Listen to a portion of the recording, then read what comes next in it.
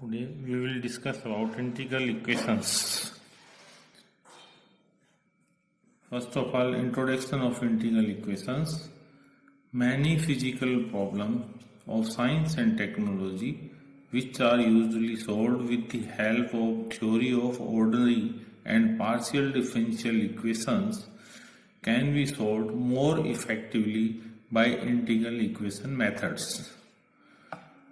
Integral equations form one of the most useful tools in many branches of pure analysis, such as theories of functional analysis and stochastic process. A large class of initial and boundary value problems can be converted to Volterra. The initial value problem IVP can be converted to Volterra integral equation, and boundary value problem can be converted to Fredholm integral equation.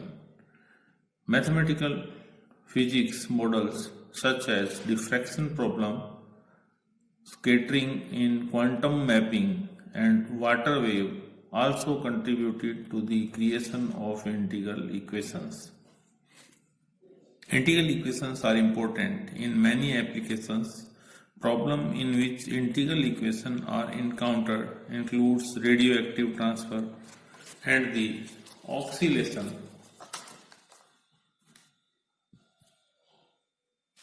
of a string, membrane or axle.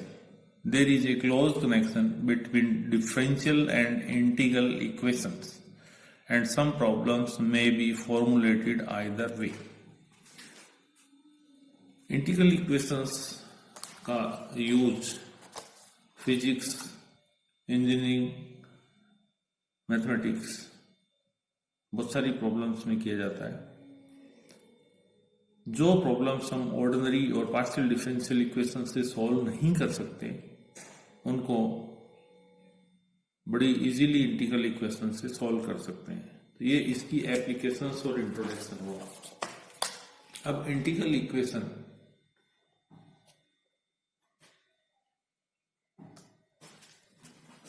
is an equation in which the unknown function occurs under the integral sign.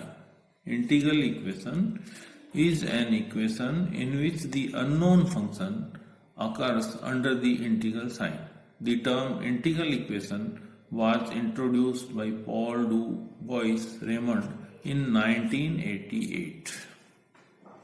Integral equation is an equation in which the unknown function occurs under the integral sign. The term integral equation was introduced by Paul Du Bois-Reymond in 1988. Now, the definition of integral equation. Integral equation is an equation in which an unknown function to be determined, जिसकी हमें value निकालनी है unknown function की, appears under one or more integral signs. For example, for x is between a and b and t is between a and b, the equation gx is equal to fx plus lambda a to b kxt gt dt, where gx is the unknown function under the sign of integral, while all the other functions are known and lambda a and b are constants. A constant, b constant and lambda constant is an integral equation. Now, linear and non-linear integral equations. An integral equation is called linear if only linear operations are performed in it upon the unknown functions. An integral equation is called linear if only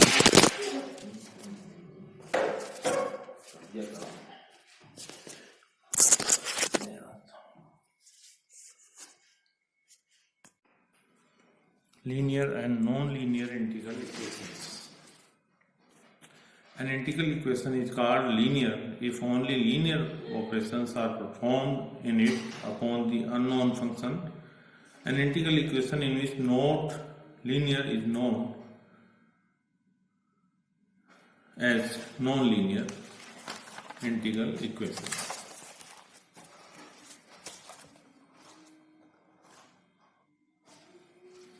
Most general type of linear integral equation of the form hx gx is equal to fx plus lambda integral kxt gt dt.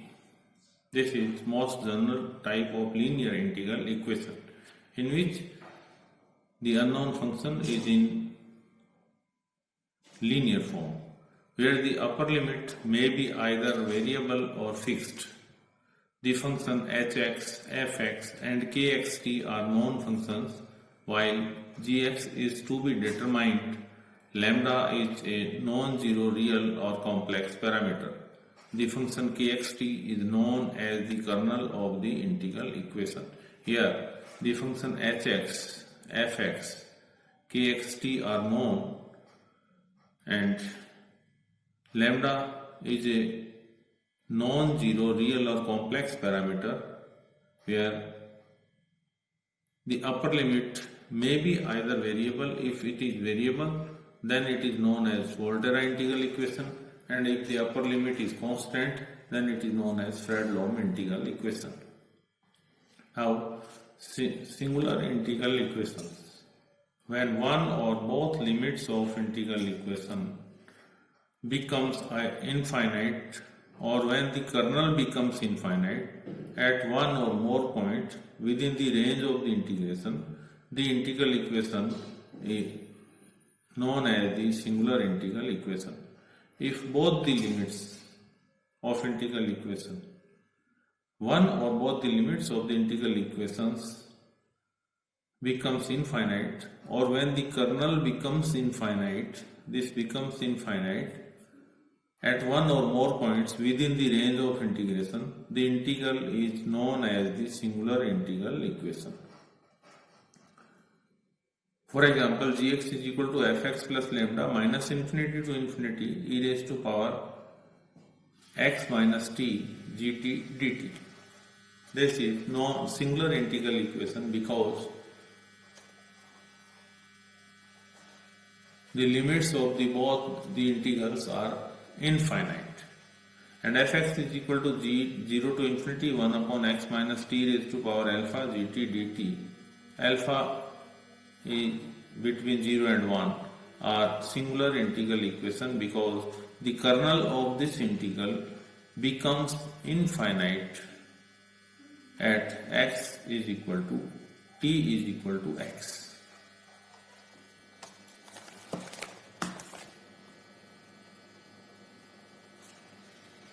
Fredholm integral equation. An integral equation is said to be Fredholm integral equation if the upper limit of integration is constant, fixed.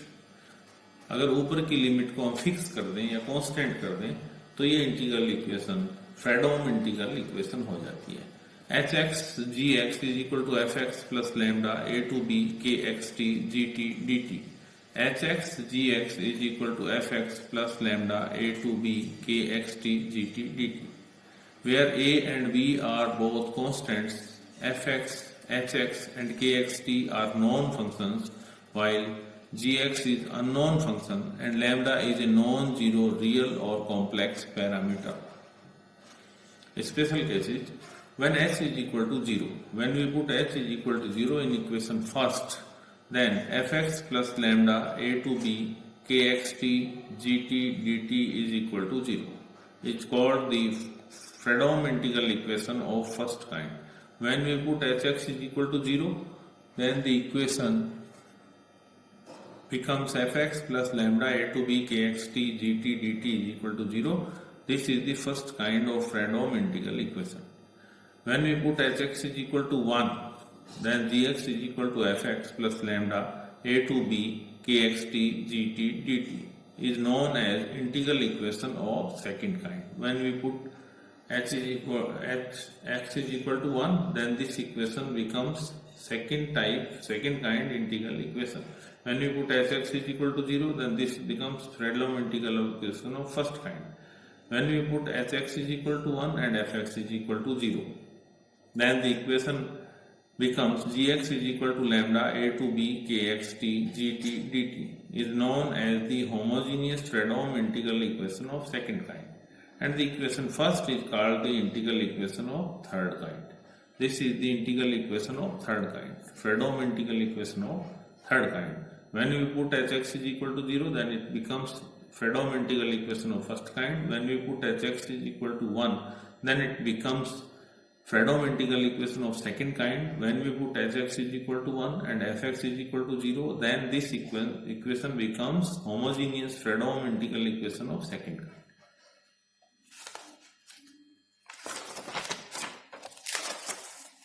Similarly, integral equation of convolution type. When the kernel of the integral equation is like this, kx minus t, then gx is equal to fx plus lambda a to b kx minus t gt dt is called integral equation of convolution type. Now, Volterra integral equation. An integral equation is said to be a Volterra integral equation if the upper limit of integral equation is variable, that is hx gx is equal to fx plus lambda a to x kxt gt dt, where a is a constant, fx, hx and kxt are known functions, while gx is unknown function. Lambda is a non-zero real or complex parameter. Equation first is called Volterra integral equation of third kind. When the upper limit of the integral equation is variable, then it is called Volterra integral equation. And when the upper limit of the integral equation is constant or fixed, then it is called Fredholm integral equation. Both the cases, the lower limit of the integral is always constant or fixed. Special cases, when we put hx is equal to 0, then fx plus lambda a to x kxt gt dt is equal to 0 is called the Volterra integral equation of first kind. When we put hx is equal to 1, then gx is equal to fx plus lambda a to x kxt gt dt is called the Volterra integral equation of second kind. When hx is equal to 1 and fx is equal to 0, then gx is equal to lambda a to x kxt gt dt is called the homogeneous Volterra integral equation of second kind. The classification of integration equation is given as integral equation linear, non-linear and singular. Linear equation in which the unknown function under the sign of integral is linear. Non-linear when the unknown function under the sign of integration is non-linear. Singular when one or both limits of the integral equation are infinite or the kernel of integral equation at any point of the integration limit is infinite, becomes infinite. Now, linear equation and non-linear equation are of two types: Fredholm integral equation and Volterra integral equation. Domain of the integral equation is fixed, upper limit of integral equation is variable, then it is called Volterra integral equation. Now, these two type of equations, Fredholm integral equation and Volterra integral equation, are further divided into three kinds. First kind, when we put hx is equal to 1, hx is equal to 0, then fx plus lambda is equal to lambda kxt integral kxt gt dt. Second kind. And the third kind, when hx is a prescribed function of x. Second kind homogeneous equation is first homogeneous and non-homogeneous. Homogeneous means gx is equal to lambda. When we put hx is equal to 1 and fx is equal to 0, then it becomes homogeneous equation. Non-homogeneous equation when fx is not equal to 0, then it is called non-homogeneous equation.